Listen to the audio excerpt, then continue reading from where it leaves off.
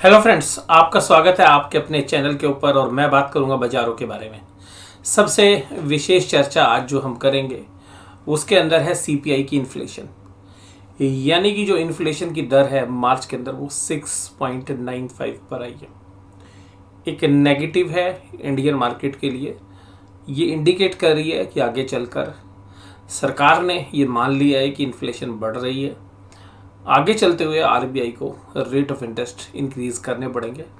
यानी कि next monetary policy committee के अंदर अगर जो मीटिंग होगी उसके अंदर हम ये उम्मीद कर सकते हैं कि 25 बेसिस पॉइंट की इन्फ्लेशन बढ़ने की वजह से रेट ऑफ इंटरेस्ट बढ़ सकते हैं। यानी कि रेपो रेट और रिवर्स रेपो रेट के अंदर 0.25% की तेजी आपको देखने के लिए मिल सकती है। इसके काफ़ी अच्छे अनुमान जो है लगते हुए आपको नजर आएंगे अगर अप्रैल और मई के डेटा भी इसी लाइन के ऊपर आते हैं। तो एक इन्फ्लेशन को वर्ल्ड वाइड जो है एक्सेप्ट किया गया है और अब इंडिया ने भी इसको एक्सेप्ट कर लिया है कि इन्फ्लेशनरी प्रेशर हमारी इकोनॉमी के अंदर भी है। दूसरी जो चर्चा करेंगे वो न्यूयॉर्क के ऊपर। और न्यूयॉर्क के अंदर अभी जो सूचना तकरीबन 1 से 1.5 घंटे पहले आ रही थी न्यूज़ चैनल्स के ऊपर, वो ये थी कि न्यूयॉर्क के मेट्रो स्टेशन के ऊपर एक मेट्रो स्टेशन के ऊपर जो एक जो है अज्ञात व्यक्ति ने जो है अंधाधुंध जो है गोलीबारी की, जिसमें 5 से 7 लोगों के मरने की जो है पुष्टि हो रही है और उसके अलावा 12 से 13 लोग जो है घायल भी बताए जा रहे हैं। तो यूएस के अंदर ये एक हमला जो है आतंकवादी हमला है या किसी सिरफिरे की जो है शरारत है, ये तो देखिएगा आने वाले समय में पता चलेगा। बट इस खबर के आने के बाद यूएस के जो बाजार थे वो तकरीबन ऊपरी लेवल से 100 से 150 पॉइंट नीचे आ गए। हालांकि अभी भी यूएस के बाजार 0.5% से ऊपर की तेजी के साथ काम कर रहे थे। तो ये तो थी अभी जो हाल फिलहाल में रहा। उसके बाद अब आज की बात करें तो आज बैंक निफ्टी में था दम और निफ्टी आज कमज़ोर होता हुआ नजर आया। कल हमने ऐसा अंदेशा भी आपके साथ जाहिर किया था कि शायद ऊपरी लेवल पर एक सेलिंग प्रेशर आपको देखने के लिए मिलना चाहिए और इसी नोट के साथ हमने कल की जो है एनालिसिस के अंदर जो है बात की थी। और कल भी हमने बोला था कि बैंक निफ्टी अभी भी स्ट्रेंथ दिखा रहा है और जो स्ट्रेंथ जो है कंटिन्यू रह सकती है। कल मैंने कहा था कि टीसीएस के रिजल्ट इतने अच्छे नहीं आए हैं, शायद आपको टीसीएस में एक नेगेटिव सरप्राइज देखने के लिए मिले। हालांकि आज टीसीएस में बहुत बड़ा नेगेटिव तो नहीं था प्राइस एक्शन के हिसाब से अगर हम बात करें, लेकिन कमजोरी जरूर थी आज शेयर्स के अंदर और उसका जो खामियाजा है वो आपको पता है कि बाकी आईटी कंपनीज को भी भुगतना पड़ता है। तो अगर अच्छे रिजल्ट आते हैं टीसीएस के तो बाकी आईटी कंपनीज भी जो है आउट परफॉर्म करती हैं बाजार को। तो ये हमने पास्ट में देखा है। तो टीसीएस के जो रिजल्ट्स का हमने अनुमान लगाया था कि भाई हाँ बाजार को शायद पसंद नहीं आएंगे और वैसा हुआ भी। और इसके साथ साथ अगर हम ये बात आपके साथ करें कि अब जो रिज़ल्ट आने हैं, आगामी जो रिज़ल्ट्स हैं उन पर किस तरीके का रुख रहना है, तो अभी मुझे लगता है कि जब तक बैंकिंग स्पेस के अंदर रिजल्ट नहीं आएंगे तब तक जो है बाजार शायद अभी कंसोलिडेट करता हुआ नज़र आए। और मेरा अभी निफ्टी के ऊपर अभी भी एक बेरिश स्टांस है क्योंकि जो ऑप्शन चेन के डेटा है 70,600, 70,700, 70,800 तीनों ही जो स्ट्राइक्स हैं कॉल के अंदर उसमें ज़बरदस्त जो है कॉल राइटिंग देखने के लिए मिल रही है। तो सब ये जो लेवल्स हैं शायद 17,800 तो पॉसिबल ही नहीं है कि बाजार कल शायद ऊपर जाए उसके, लेकिन 17,600 और 700 के बीच में शायद बाजार आपको जाते हुए नज़र आए, लेकिन वहाँ पर एक स्ट्रॉन्ग रेजिस्टेंस आपको देखने के लिए मिलना चाहिए, ऐसा मेरा जो है अनुमान है। और इसी तरीके से अगर हम बैंक निफ्टी के बारे में भी चर्चा करेंगे आपके साथ, तो ये है आज का चार्ट। तो अगर आज के चार्ट को अगर हम देखें कि किस तरीके से आज निफ्टी 50 में जो डायरेक्शन रही, तो आप पिछले 5 दिनों के अंदर देखिएगा निफ्टी 50 के अंदर एक लगातार गिरावट का जो है रुख बना हुआ है, जबकि बैंक निफ्टी में ऐसा नहीं है। बैंक निफ्टी ने अपने आप को होल्ड किए हुए है। आज भी बैंक निफ्टी के ही 3 स्टॉक्स ने निफ्टी को गिरने से बचाया, ज़्यादा गिरने से बचाया। गिरा तो था आज भी 5.53, 4.99 और 3.42 की तेज़ी जो है आपको बैंकिंग स्पेस के जिन 3 दिग्गजों से मिली। रिलायंस, इन्फोसिस, हिंडाल्को, टाटा मोटर्स और एल&टी सारे के सारे कमजोरी के साथ आज काम करते हुए नजर आए। आज विशेष बात जो देखने के लिए मिली कि जो ब्रॉडर मार्केट काफ़ी अच्छा कर रही थी आज काफ़ी निराश किया और एडवांस डिक्लाइन रेशो जो है दोबारा से ख़राब होती हुई आज हमें नज़र आई। ये जो है बाजार के अंदर एक कॉन्फिडेंस की कमी को जो है दर्शा रही थी और 1473 जो शेयर्स थे वो नेगेटिव टेरिटरी में काम कर रहे थे, जबकि एडवांस जो है 466 शेयर्स थे। Axis bank, Kotak Mahindra, power grid, Maruti Suzuki, IndusInd bank, ICI bank, ये सब तेजी में थे। मोस्टली शेयर्स जो है बैंक निफ्टी के भी कमजोरी के साथ काम कर रहे थे। और आज का मेन जो लूज़र था वो मेटल स्पेस से हिंडाल्को इंडस्ट्रीज़ था। इसके अलावा टाटा स्टील्स के अंदर भी 2.77% की कमजोरी थी मेटल स्पेस के अंदर ही। और भारत पेट्रोलियम, हालांकि क्रूड ऑयल के प्राइस नीचे आए लेकिन कंफर्ट अभी भी नहीं मिल रहा है, और हालांकि अभी क्रूड ऑयल दोबारा से $105 के आसपास ट्रेड करता हुआ नजर आ रहा है। रिलायंस इंडस्ट्रीज़ देखिएगा काफ़ी अच्छे रनअप जो है पीछे देखने के लिए मिले, बट मुझे लगता है कि रिलायंस इंडस्ट्रीज़ अब शायद थकता हुआ नजर आएगा, क्योंकि फंडामेंटल्स रीजन हमें लगता है कि जो 2600 का लेवल है यहाँ पर शेयर्स फेयरली प्राइस्ड है, या मैं कह सकता हूँ कि लिटिल बिट ओवर प्राइस्ड है।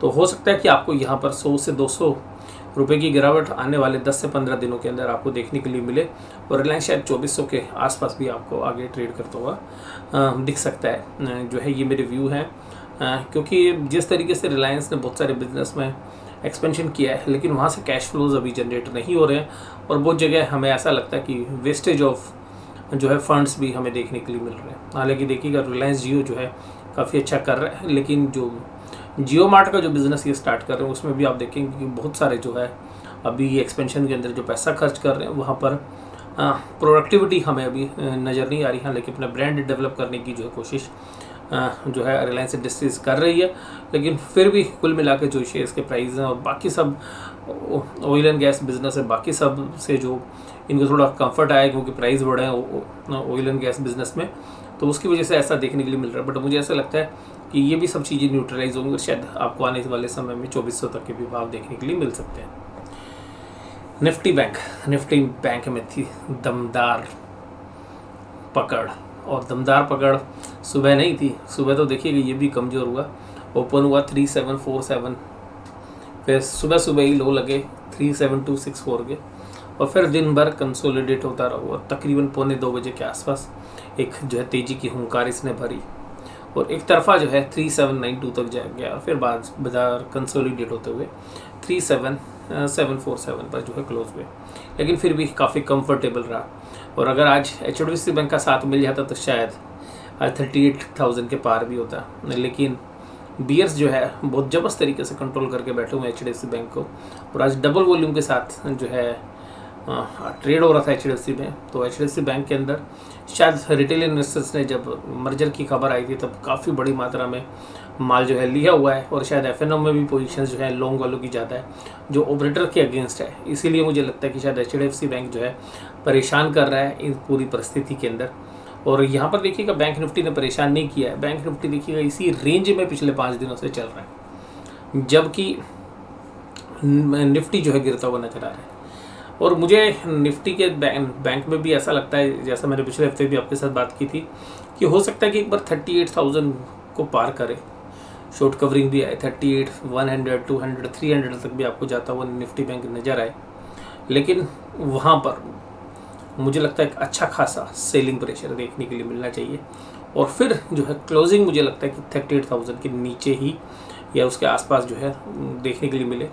कल वीकली एक्सपायरी भी है, क्योंकि थर्सडे की और फ्राइडे की छुट्टी है इस हफ्ते, तो थर्सडे की छुट्टी होने की वजह से जो एक्सपायरी है वो वेडनेसडे में है, तो कल वीकली एक्सपायरी होने की वजह से भी मुझे लगता है कि जो निफ्टी के अंदर जो वीकनेस है उसकी वजह से निफ्टी बैंक शायद एक बार आउट परफॉर्म करने की कोशिश करे, लेकिन दिन ढलते शायद निफ्टी बैंक भी अपनी तेज़ी को ना संभाल पाए और शायद 38,000 के आसपास या उसके नीचे ही क्लोज दे। बट एक बार मुझे लगता है क्योंकि आज के जो डेटा पॉइंट्स बने हैं और जिस तरीके से ऑप्शंस के अंदर कॉल की अनवाइंडिंग हुई है, उन सब को देखते हुए ऐसा लगता है कि शायद 38,000 को एक बार अटेम्प्ट करने की कोशिश करें। अगर इंटरनेशनली कोई वीकनेस आपको देखने के लिए मिले तो बात अलग है, अदरवाइज 38,000 के आसपास शायद कल शेयर जो है निफ्टी बैंक जाता हुआ नजर आया। 38,000 को क्रॉस भी करने की ताकत हो सकती है, क्योंकि शॉर्ट कवरिंग हो सकती है, तो 200-300 पॉइंट शॉर्ट कवरिंग की वजह से भी आ सकते हैं, लेकिन फिर भी मुझे ऐसा नहीं लगता कि ऊपरी लेवल पर शायद सस्टेन करेगा। वहाँ सस्टेनेबिलिटी के डाउट जो है मुझे अभी भी लगते हैं। बट निफ्टी बैंक ने काफ़ी अच्छा परफॉर्म किया है इस हफ्ते अगर हम निफ्टी की परफॉर्मेंस को देखें तो, लेकिन ऐसा नहीं है कि अब निफ्टी बैंक बहुत अच्छी तेज़ी दिखाने वाला है। लेकिन सबसे खास बात है कि अगर HDFC बैंक परफॉर्म करने लग जाता तो शायद निफ्टी बैंक काफ़ी अच्छा आज भी कर रहा होता। Axis bank, Kotak Mahindra, ICICI bank, इन तीनों ने मिला के 150 पॉइंट बैंक निफ्टी को चलाया, लेकिन वहीं दूसरी तरफ HDFC बैंक ने साथ नहीं दिया और SBI ने साथ नहीं दिया, जिसकी वजह से आपको देखने के लिए मिला कि ज़्यादा अच्छी तेज़ी नहीं कर पाए। बंधन बैंक में भी कुछ पॉजिटिव आउटकम्स जो हैं देखने के लिए मिल रहे हैं और बहुत लोगों का मानना है कि जो बैड टाइम है वो शायद बंधन बैंक का ख़त्म होता हुआ नज़र आ रहा है, जिसकी वजह से आपने एक अच्छी तेज़ी जो आज बंधन बैंक में भी देखी। बंधन बैंक आज 3.28% की जो है तेज़ी के साथ काम करता हुआ नजर आया। उसको एक्सिस, कोटक, इंडसइंड और ICICI बैंक जो है तेज़ी के साथ काम कर रहे थे और स्पेशली जो है SBI और HDFC बैंक जो है वेट है वो जो है साथ नहीं निभा पाए, जिसकी वजह से आज आपने देखा कि निफ्टी बैंक पॉजिटिव तो बंद हुआ लेकिन बहुत अच्छी तेज़ी नहीं दिखा पाया।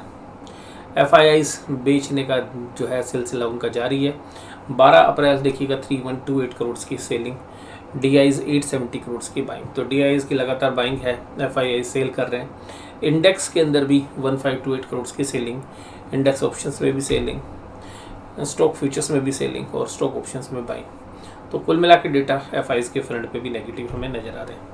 पुट कॉल रेशियोज़ में थोड़ा सा कॉन्फिडेंस आ रहा है, पुट राइटर्स थोड़े से एग्रेसिव हो रहे हैं और यही चीज़ बाज़ार को जो है कॉन्फिडेंस दे रही है, स्पेशली बैंक निफ्टी के अंदर। और निफ्टी में इतनी ज़्यादा पुट राइटिंग नहीं है जितनी बैंक निफ्टी में, तो जिसकी वजह से हमें लगता है कि बैंक निफ्टी शायद अभी थोड़ी सी स्ट्रेंथ और दिखा सकता है, लेकिन ऊपरी लेवल पर ख़रीदने का समय नहीं है, प्रॉफिट बुक करने का समय अगर आपके पास लॉन्ग पोजीशंस भी है अगर है तो मुझे पर्सनली ऐसा लगता है।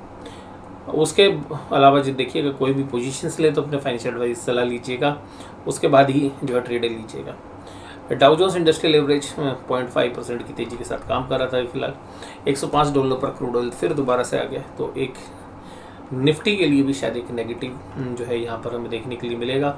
और आज अगर आप 17,600 पे देखें, 17,700 पे देखें, 17,800 पे, तीनों जगह पर अगर आप ओपन इंटरेस्ट को कैलकुलेट करेंगे तो 4 लाख कॉन्ट्रैक्ट्स जो है इन्हीं 3 स्ट्राइक प्राइस पे, जबकि पुट राइटिंग में ऐसा कुछ भी नहीं है। तो इसका मतलब है कि पुट राइटर्स जो है स्ट्रेंथ नहीं दिखा रहे हैं, जिसकी वजह से लगता है कि मुझे निफ्टी कल भी शायद आपको नेगेटिव टेरिटरी में ही काम करता हुआ नजर आए। और अगर कोई पुल बैक भी आएगा तो हो सकता है सेकंड सेशन में, लेकिन कॉल राइटर बहुत एग्रेसिव हैं। ऑप्शन चेन के डेटा तो ये बता रहे हैं कि 17,600 के नीचे ही शायद कल निफ्टी बंद हो, लेकिन बैंक निफ्टी में ऐसी स्थिति नहीं है। कॉल राइटर्स ने सब ने अनवाइंड कर लिया है और इवन 38,000 में भी केवल 95,000 कॉन्ट्रैक्ट्स है जहाँ पर अनवाइंडिंग हुई है। तो 38,000 जो है पहला हर्डल हमें लगता है कि रहना चाहिए। उसके बाद कॉल रेटिंग है तो 38,300 400 पे एक रेजिस्टेंस आना चाहिए। नीचे की तरह अगर हम सपोर्ट देखें तो 37,500 को बाजार लगातार सपोर्ट करता हुआ नजर आया, या 83,000 कॉन्ट्रैक्ट्स हैं। तो अगर बाजार में वीकनेस भी आती है तो 37,100 और 500 के बीच में क्लोजिंग होनी चाहिए, लेकिन अगर इस लेवल्स पर आता है बाजार तो एक बार पुल बैक जरूर करेगा। बट मुझे मोस्ट अप्रोप्रिएट लगता है कि अगर कमजोरी भी होती है तो बाजार 37,500 के नीचे शायद क्लोज ना दे, 37,500 के आसपास जो है क्लोजिंग होने की सबसे अधिक संभावना मुझे लगती है। तो आज का एनालिसिस यहीं तक, और कल फिर आपसे मुलाकात होगी एक नए एनालिसिस के साथ। तब तक बने रहिएगा हमारे चैनल के साथ, और हमारे चैनल्स की जो बाकी वीडियोस हैं वो आप देख सकते हैं। और आपको जो भी मेरे चैनल्स के बारे में जो रिव्यू करना है, जो भी आपका व्यू बनते हैं वो ज़रूर से ज़रूर जो है मुझे कमेंट बॉक्स में बताइए। वीडियो देखने के लिए धन्यवाद। Thank you very much.